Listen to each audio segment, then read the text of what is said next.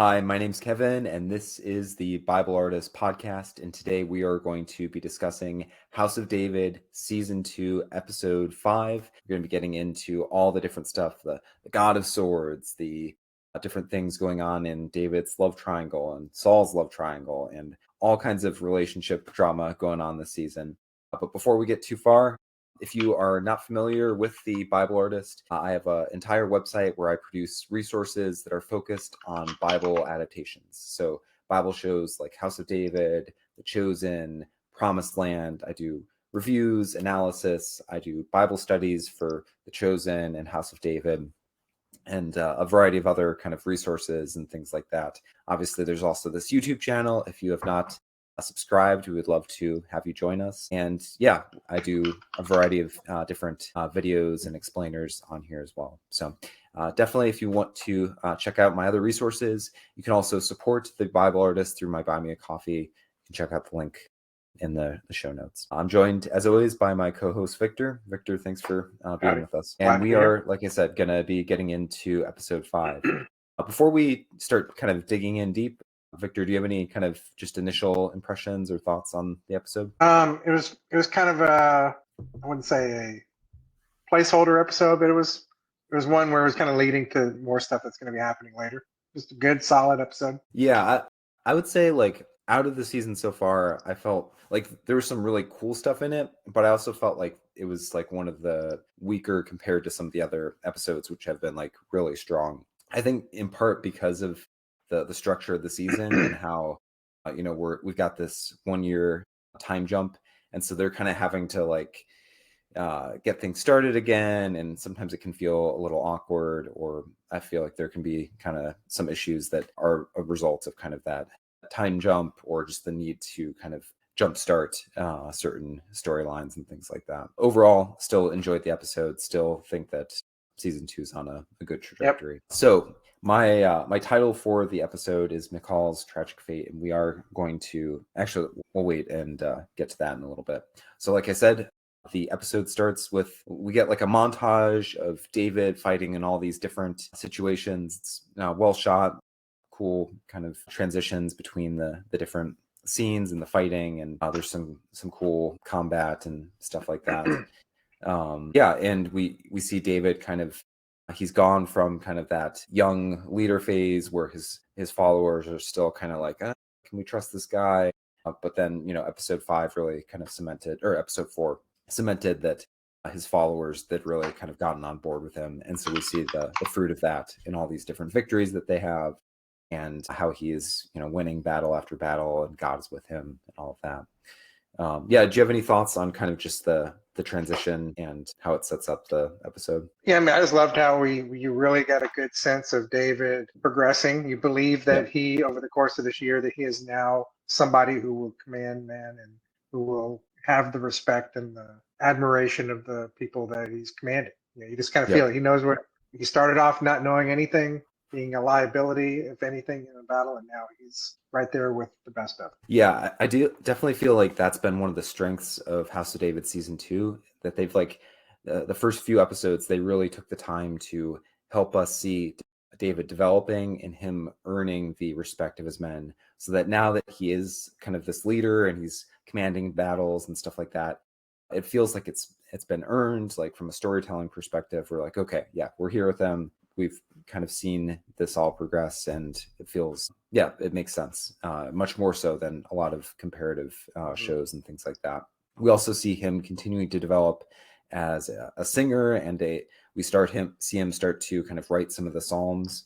So at one point, he gives Mychal Psalm 23, which is probably the most famous Psalm, I think, out of the entire Bible.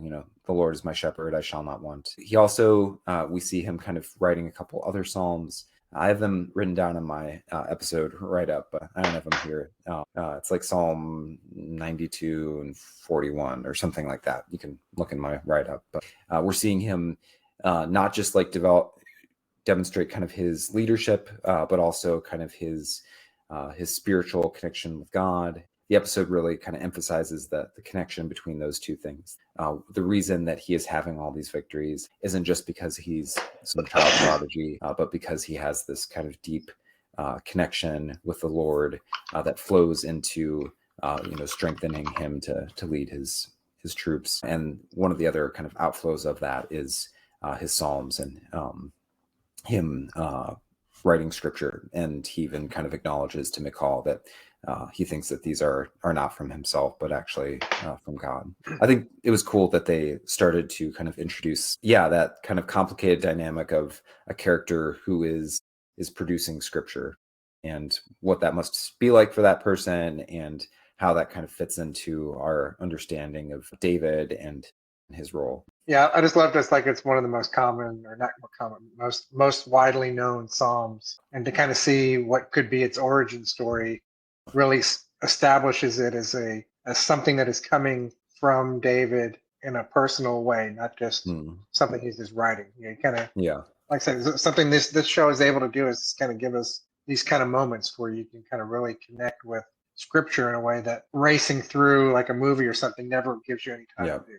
Yeah, and the idea that this most famous of Psalms is potentially written like in part to give to a girl, like that's very I don't know, connects to the modern experience of so many poets and songwriters as well, even though obviously it's ultimately a song for God. Taking a pause from David's stuff, we'll get back to him in a little bit. We also kind of see the unfolding drama in the palace, queen's concubines, and the future of the kingship. So last episode, we had King Saul take Kaja here as his concubine, basically a female sex slave, because that was a practice at the time. Fortunately, the show is not graphic about it, but they make it clear that he is committing infidelity with her, or at the time, it wouldn't necessarily be considered infidelity culturally, but biblically, it would be. And I wanted to kind of like put a pin here just because I think that the show is trying to start to introduce the idea of, polygamy and kings having multiple wives or having, non-wife concubines that they keep around, because that is going to be like an important dynamic as the show moves along, and especially with David. And so I feel like what they're doing here is trying to set up some of these ideas for us through Saul, so that later on, when David starts to do these things, we have kind of a context for seeing some of these dimensions. I also think that it's possible that with Kaja specifically, that she actually is going to play an important role later on in the book of Samuel, because her name is a little bit different than the Saul's concubine who shows up later. It could be, that they explain that, she has multiple names or a last name or whatever, but Saul has a concubine named Rizpah, who is later kind of fought over between Abner and Eshbal, and that leads Abner to leave Eshbal's service and want to go over to David. And then that same concubine, at the very end of the book of Samuel, there's this kind of dark story where Saul had killed the I'm gonna blank on them. It's basically the tribe of Canaanites that back in like the book of Joshua, they pretend like they're not Canaanites, and they make a covenant with Joshua, like, let us be on your side. And Joshua doesn't realize that they're actually Canaanites, and so he makes a covenant with them, and as a result, he can't kill them, and he swears that he'll protect them. But then Saul goes and wipes out a bunch of them at some point, and they have a grudge against him. And then there's a whole famine, and David, he goes to them, and he realized, like, they say that's like the famine is because of what Saul did. And so to like please them, David takes some of the sons of Rizpah, Saul's concubine, as well as some of the daughters of Merab, and he exposes them, like he kills them and leaves them out. So it's a really like dark story, lots of questions that are kind of raised by it. I won't get into all that stuff now. All that to say, she actually plays a role in that story, because she then like goes and like she like throws her body over the bodies of her sons, and David has pity and has them removed. So I wouldn't be surprised if she is like identified with that character, just because they have like a couple of like important roles later in the stories. But more importantly, I think the show is just trying to introduce some of the dynamics of ancient Near Eastern kingship, so that we're prepared for stuff that's going to happen with David. Do you have any thoughts there? 100% agree. Yeah, I mean, she's a very conniving character, which is fascinating, and just her dynamic with the Hinnoam. The Hinnoam's just got to deal with it. I think you're gonna see a lot of that where the wives are just gonna have to deal with these concubines, whether they like her or Yeah. not. That's just how it is back in the day. Yeah, and I mean, I definitely think that the show is wanting to start introducing us to how life would have been like for women at the time. Because, one criticism you could make of season one is that they kind of more did things like so that we could kind of relate and emphasize more kind of romantic stuff as opposed to kind of some of the challenging dynamics of palace life at the time. I think it's totally legitimate what they did, but I think that they are kind of gradually, as the show goes along, introducing more aspects of the ancient culture so that we can become familiar with them, and then we can also understand scripture better as well, because these are things that happened with biblical kings. So yeah, just an interesting thing. I was going to say, so they also introduce Bathsheba just by name at this point in the episode, and so I think it's also significant that as they're introducing concubines and multiple wives and things like that, that's also the same time when they're bringing up Bathsheba's name, so that we're kind of starting to make connections unconsciously if we've read the biblical story and know that David down the road is going to take Bathsheba for himself, and he's going to kind of be acting even worse than Saul in some ways is acting in this episode. Yeah, I'm just curious how old Bathsheba's supposed to be at this point. Probably 8 or 9 years old, probably. Yeah, I'm curious. I know you've watched ahead a bit, so I don't know if you've seen it or not. I was spoiler alert. That's all we get. We don't ever see her. Okay. Just that one. That's that one mention. I'm like, oh, that's interesting, and you don't get much more than that this time around. Interesting. Yeah, because theoretically, based on what the timeline should be, it's unlikely that she could be like a 20-year-old in the show.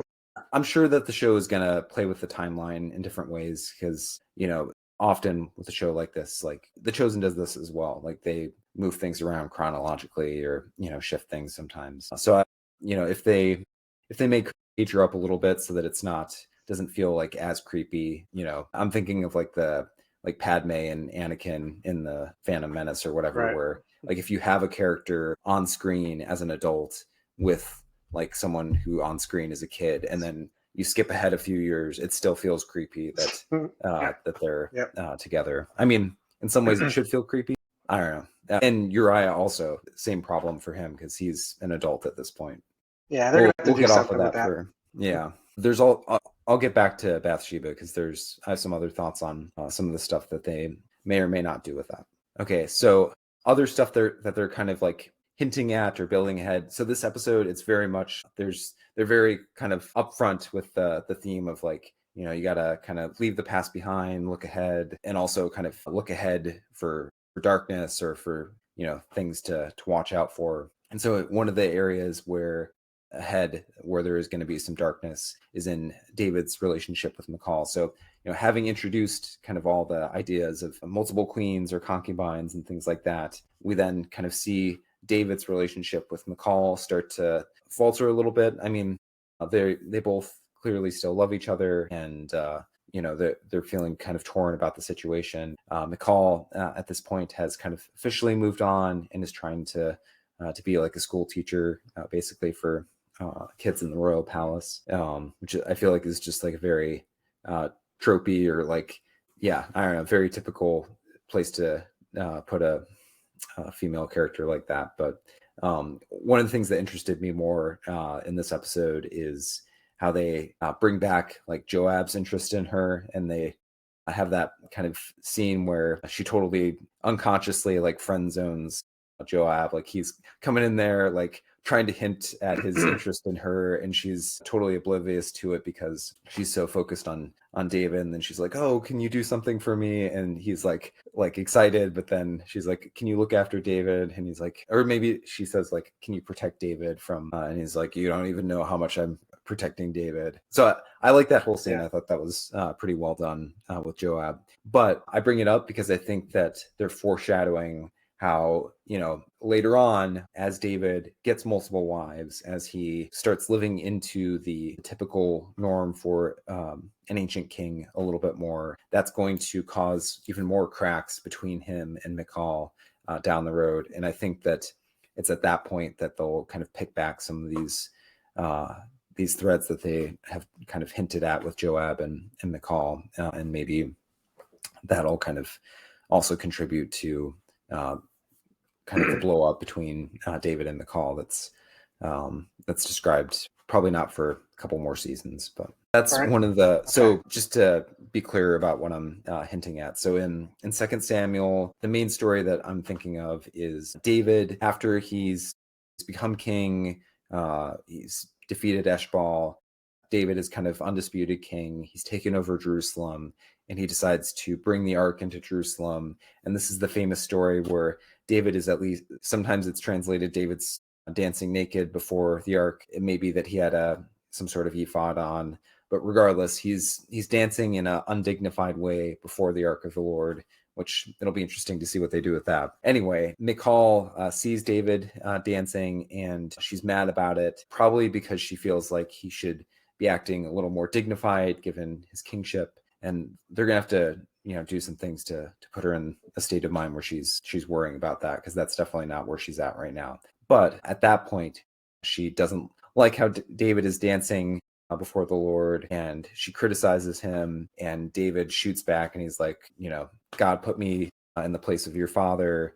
And then the postscript of the story is that David doesn't, like, Mychal doesn't get any kids from David. So and it's not kind of entirely clear, like, was she like somehow cursed, or does David just like kind of not sleep with her basically, and she's childless as a result of that. So there's this big kind of blow up between them, and as a result of that, she doesn't have children, which is significant as far as the kind of the mingling of David's line and the line of Saul doesn't actually come into fruition. So there's no, David's child is not also from the line of Saul. The line of Saul is kind of completely eliminated, but it's also kind of significant, for her personally, having a kid would be like a really significant part of kind of your societal role as a queen back then. And so like not being able to have a child would have been like a big deal. So that's not going to, like I said, not for a couple seasons at least.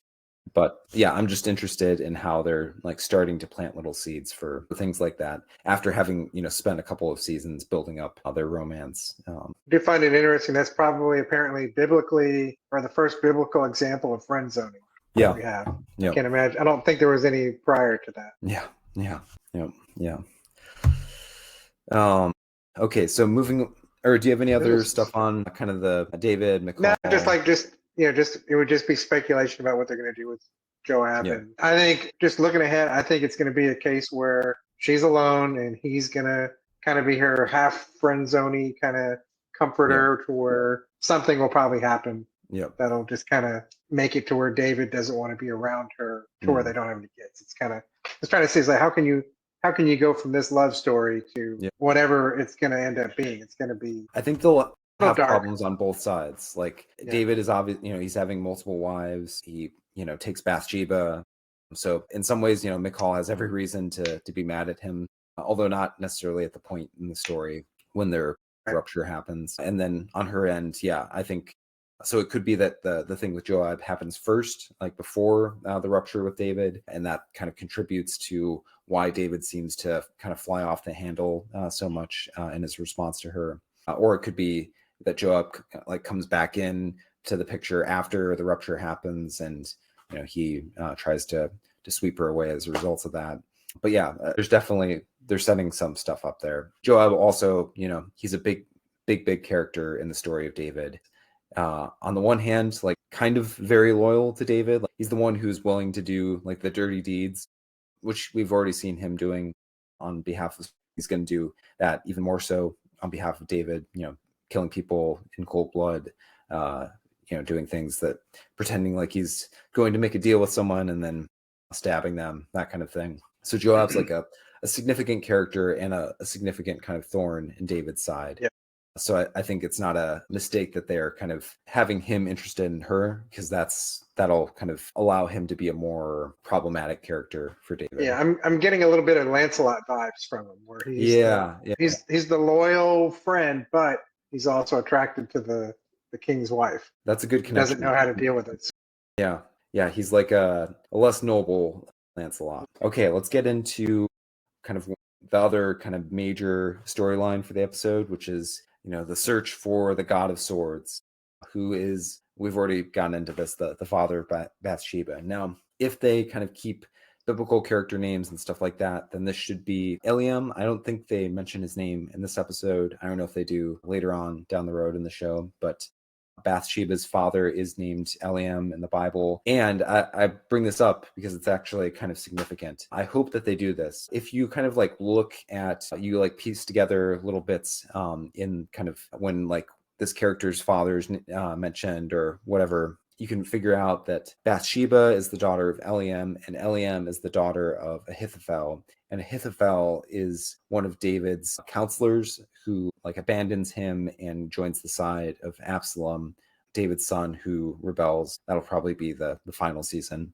of House of David. And so I'm interested to see if they keep that whole kind of dynamic, which is just barely hinted at in the biblical text, that potentially Ahithophel, one of the reasons that he turns on David, you can kind of read between the lines and be like, oh, well, he saw what David did to his daughter and killing his daughter's husband and taking her into his harem and stuff. And so maybe that's partially why he ended up joining Absalom. Or, it could be that they kind of jettison all of that and the God of Swords is just kind of his own character. But let's actually talk about what the show tells us about the God of Swords, because none of that is actually here in the show itself. So Abner, he goes and he finds the sword. It's being kept by the priest at Nob, and he wants to inspect it because the iron swords, the Philistines, they're starting to get better.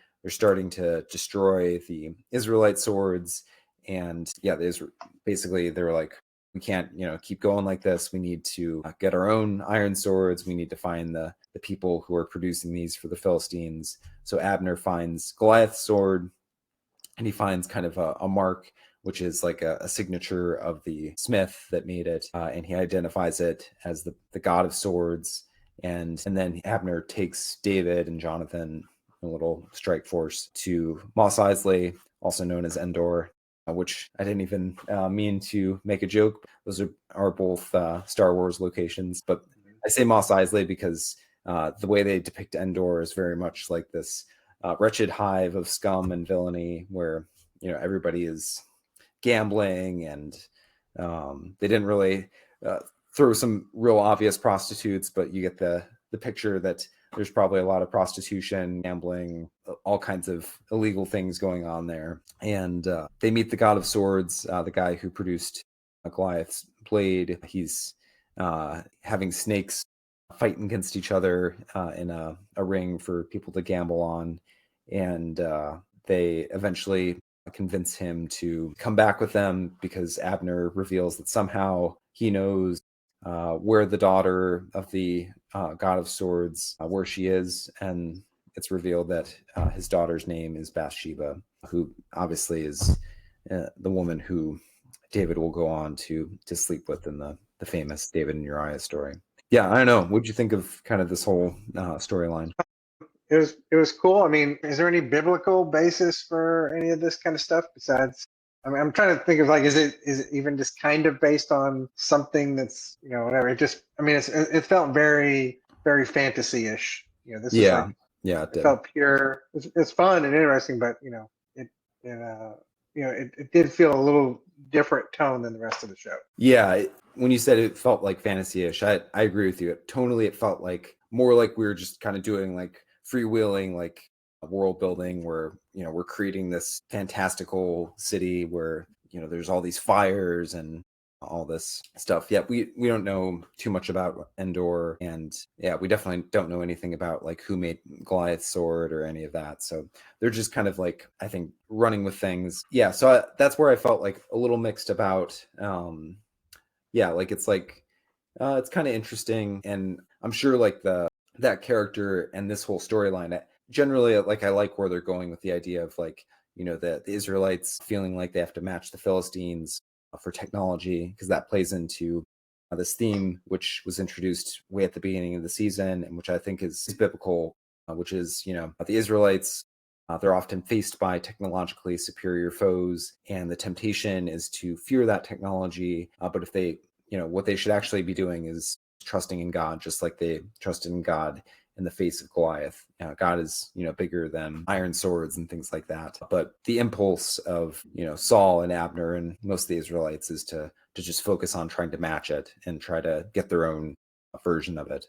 So like that general kind of concept, I think, does fit with some stuff in the biblical story, and how the Israelites tend to respond to challenges of worldly power. They, instead of trusting in God, they tend to fall into just wanting to match it, or being afraid of it, wanting to appease it, all that kind of thing. But I think that this like journey into Mos Eisley is probably just the creators indulging a little bit in some of their favorite fantasy tropes and stuff like that. It did provide a good contrast to what even the lesser Jewish cities were more, focused on God. They're less chaotic, less debauchery filled. Mm-hmm. I mean, you got to see there's a distinct difference. Even as at their worst, the Israeli cities are not as bad as the typical city in the outside world. Although I think this is technically supposed to be Is it supposed to be in within, it?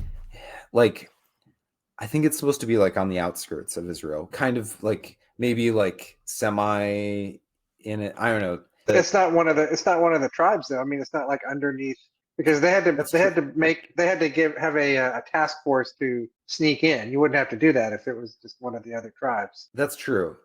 But how they presented it, at least in season one, was as a city of refuge, which would be like something where it would be within Israel itself. Although, yeah, I feel like they're doing a little bit of retcon with Endor, because season one, I think they presented it more as like not the same thing that they're doing here. I think that they are. I agree with you.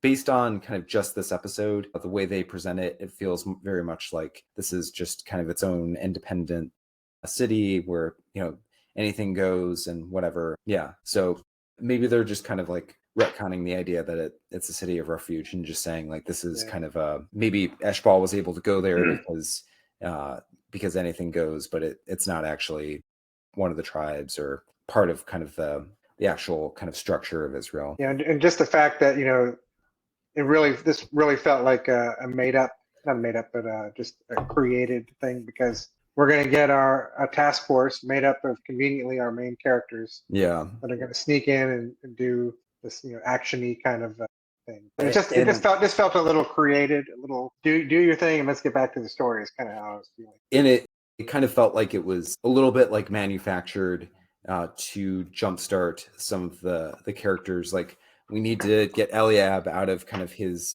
rut of being frustrated and angry at David and everything. So we'll have a little revelation there that hints at what's going on with him, and that's going to kind of shift his trajectory. We're going to have something for David. We're going to have something for Jonathan, where he's going to kind of be scared into reacting and stuff like that.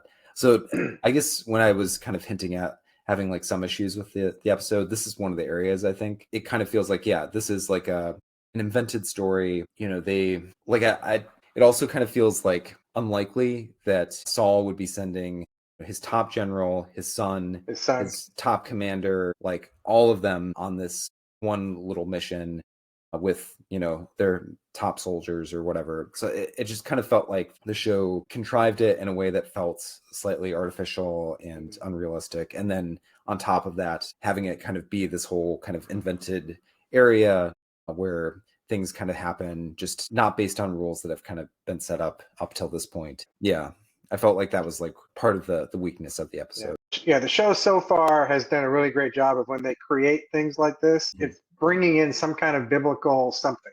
Yes. It's like it's something that's cleverly incorporating it in a way you're like, okay, that's neat. I heard about that. This is like, feels like it's all just for the sake of doing something fun in this part of the show, to get the characters together, to do something kind of exciting, and to have cool things happen. That they get to go on a little mission. It just feels like it's just the show is doing it just for its own sake.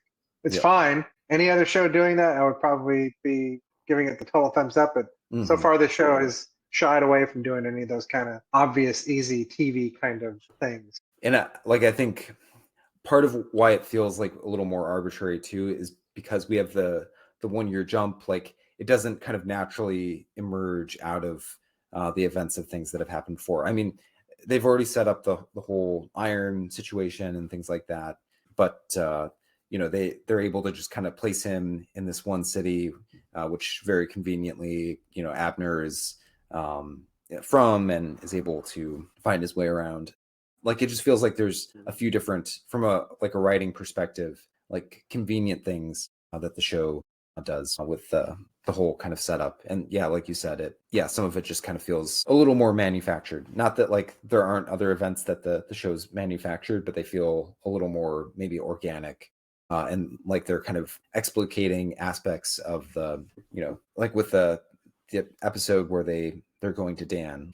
We don't have that whole storyline in the Bible, but it's kind of helping us see, tribal dynamics and the idea of like kings trying to get marriage offers for their daughters and things like that. Whereas this felt like more we want to have a cool adventure. The Witch of Endor is a character that's going to show up later on in the Bible. Most of us had assumed that Besai, the witch who was in season 1, was going to be the Witch of Endor, but it turns out that she got killed earlier this season, and we meet Abner's mom, who's been hinted at by the show, and she's kind of very typical witch, old, hunched over, kind of crone-ish woman. Yeah, and like I said, with her appearance, like in some ways, like I liked some dimensions of it, like how she's able to kind of what she said to Eliab. Like I felt like that was particularly well suited because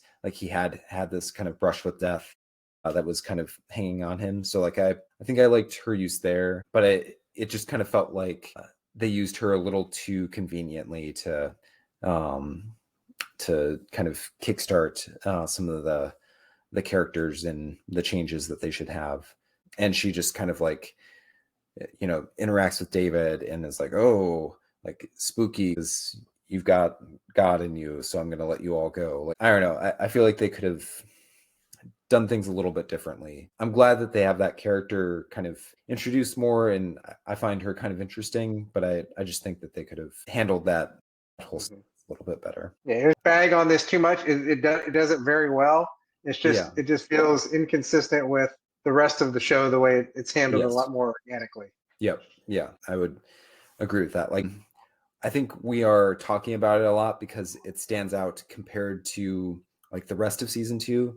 Like like you said, on any other show this would be like a solid base hit kind of episode. A lot of the execution as far as like the looks and things is great. It feels like a little maybe tonally off compared to some of the previous stuff. Yeah, I do like I liked David's line where she was like, I speak to the dead, and he was like, I speak to their creator.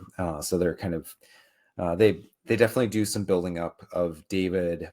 They have him have a conversation with Jonathan at one point earlier in the episode where they're talking about his anointing, and they're trying to communicate the sense that in the Bible it sometimes talks about the spirit rushing upon a certain character and empowering them. So like Samson famously, the spirit rushes upon him and he has this superhuman strength, and so they're communicating that with David, like that he is in a sense, because he has the spirit's power with him, superhuman, and we then see him exude that sense of power in his confrontation with the witch. So that was interesting, and I'm interested to see how they continue to kind of use that character and some of the dynamics there. Is what David said there, is that based on anything he's actually said somewhere else in some kind of other capacity? That's a good Or question. is that just something that a line they just came up with because it sounded really cool? Yeah, I think it's probably just something that they came up with. I mean, the idea that God is the source of life, and that is why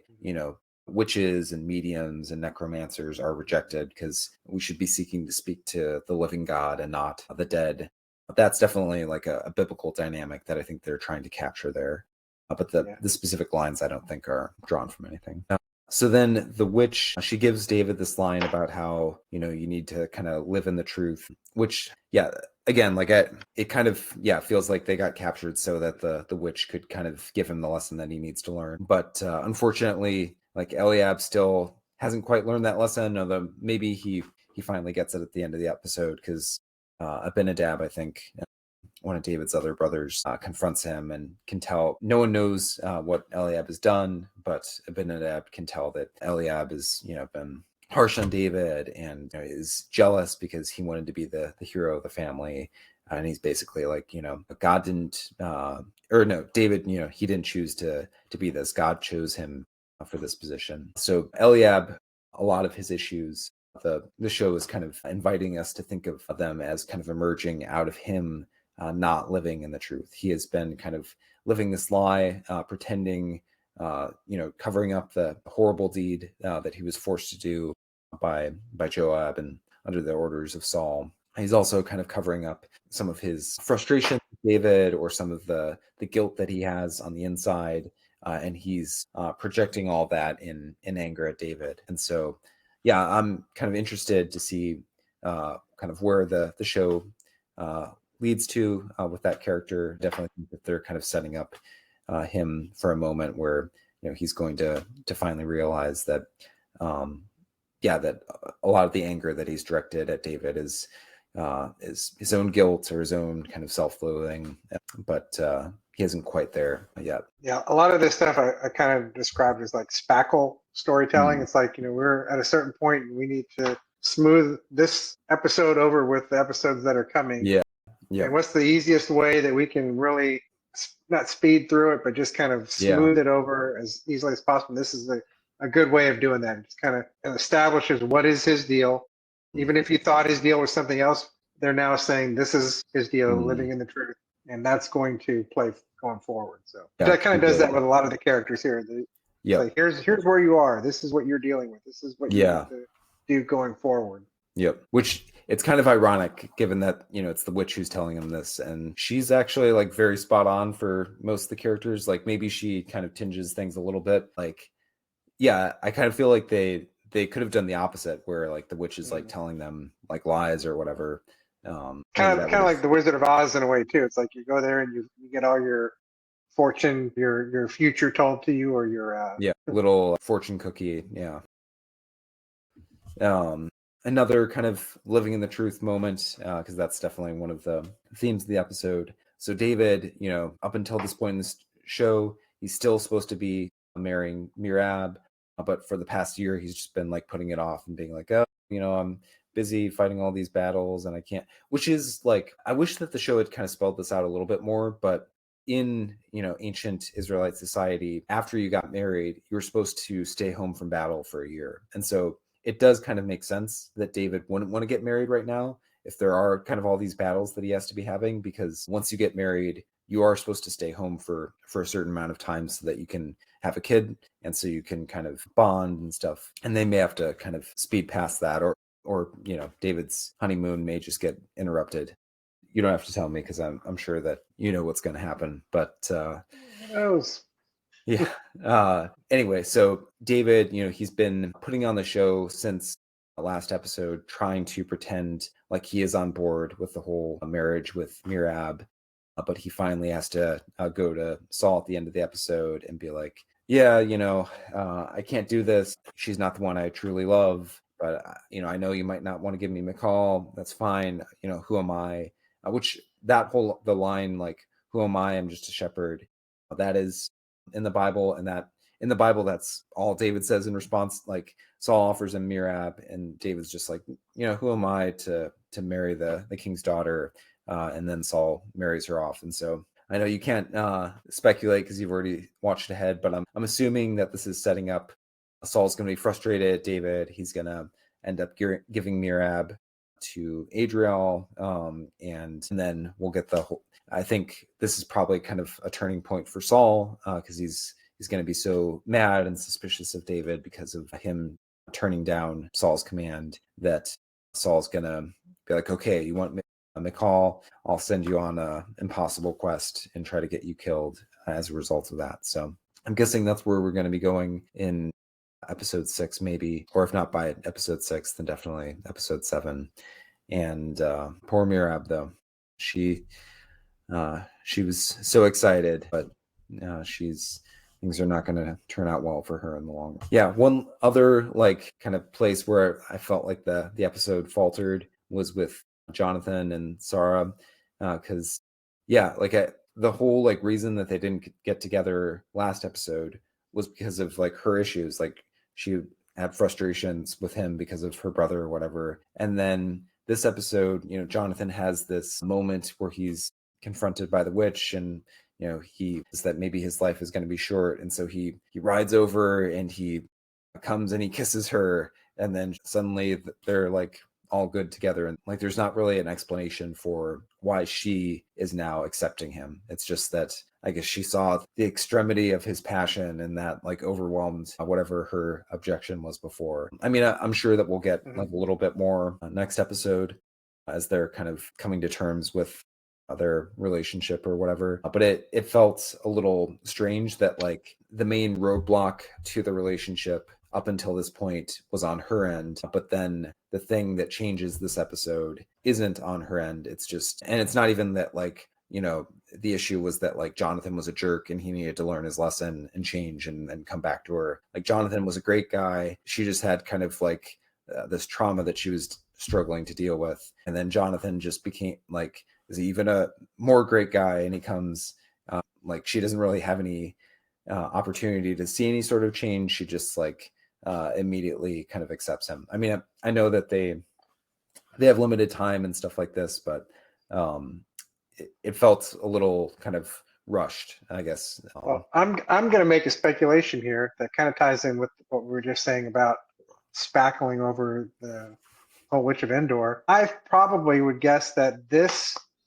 is that up until the first 4 episodes, that was what was shot with the first batch of the first season. And then they got here and they're like, realized that they needed to either speed some stuff up or change some stuff, because it's like, hey, it feels like there was supposed to be more stuff with Jonathan and Sarah, and it feels like they got there and they're like, let's just move past it. Yeah. Let's just go forward and get to the rest of the stuff, because it just feels like a lot of this stuff is like kind of evaluating where they were and like, okay, we need to get to the part that's going to let us tell the rest of the story. If we stick here too much longer, it's going to take an extra episode or two to tell these stories to smoothly get to the place we want to get to. Yeah, it definitely feels like, it could be like related to like some of the stuff they shot before, and they didn't want to have to like do reshoots or like somehow like try to work things back in, or maybe they did have like an additional scene that they shot at some point and then it didn't really turn out, and so like this is what we got, and they're like, oh, it's close enough. It feels like something is like missing here, or like you said, maybe they just decided to let's like rush through it because our beat sheet says like this is where this needs to happen, and maybe it's not well set up, but people are going to forgive us and let's just move on, which it's fine. Like it doesn't ruin the episode, but you're just like, why do we spend so much time with them having issues, and then never mind, it almost I love you, like, let's go ahead and get married. Like you could have, or like really, I think what would have worked best is have him give him some sort of issue last episode that's keeping him, like instead of like having him gung-ho, like have her be like the positive one, and maybe like Samuel warns him like about something at the end of last episode, and Jonathan's like she's wanting to marry him, and then he's like, I'm not sure if I can do this, and then he has this experience, then he's like, oh, actually I need to just seize the day, carpe diem, and comes in, and so it feels like maybe there were like maybe different drafts, like things worked differently, or some things like kind of wonky here that probably has to do with the whole process of how things were put together. I know we've like mentioned like a lot of like issues with the episode, but I do think that there was like a lot of cool stuff happening. Like I'm not meaning to like dump on this episode, because it's easier to talk about, I guess, the things that you like the kind of those points of like pain in the episode where it could be like improved just a little bit. Yeah, I mean, like some like the imagery was pretty cool. Yeah, I liked the Yeah, everything is great. I mean, our review could be it was great, it was great, it was great, it was yeah, great. Acting is great, cinematography is great, the effects are yeah, great. It's all really good. It's like and we've said this on other things. It's like this show is worthy of the kind of nitpicky yes, kind of analysis because it can be even better. It's better already than any other biblical show but this, like I say, this is Game of Thrones level yeah, quality show that we're getting. And Game of Thrones was more than worthy of being nitpicked and yeah. nitpicked maybe in the best word, analyzed and appreciated and given creative construction. And just to clarify for people, like both of us, we're both aspiring writers, and so this is also like part of our own kind of creative journey. And when you look at a show like this, there's a lot to learn positively that it's doing, but you can also learn by paying attention to the things that don't really work for you, and like asking yourself, like, why didn't this work for me? Kind of what felt off. So that's part of the journey. I know Victor, as we've alluded to several times, he's watched ahead, and you've hinted to me that the Well, I was going to ending. say, it's like I'm not going to give any spoilers, but I can confirm that everything that we were kind of griping about this episode. This is the final time that we deal with that. That's why I feel like this Mm, is spackling because it's kind of a race to the end that feels like this mm, was a very necessary setup for yeah, all the rest of that stuff that's happening. The rest of the season, and especially the final episode of the season, is incredible. It's one of the best episodes of TV I've seen in a long time. So mm. I can't wait for us to discuss it. But it's like I said, if you're watching and you're not sure if you want to keep on watching, it's going to be well worth the ride. It's a ride. Well, I'm really excited. Definitely, follow us. We'll be we release a new episode the same day as each episode is released. Just subscribe, and you can be aware of each time that we release something new. I also do like other stuff, stuff on The Chosen and other shows and things like that. At some point, I'd like to discuss The Chosen Adventures, which just released. I watched the first couple episodes with my kids, and they were really fun, but we won't do that here. No, but down the road, I'd like to do something on that. But yeah, thanks for joining us for tonight. It's been fun discussing House of David season 2, episode 5, and we'll be getting into episode 6 soon. Godspeed.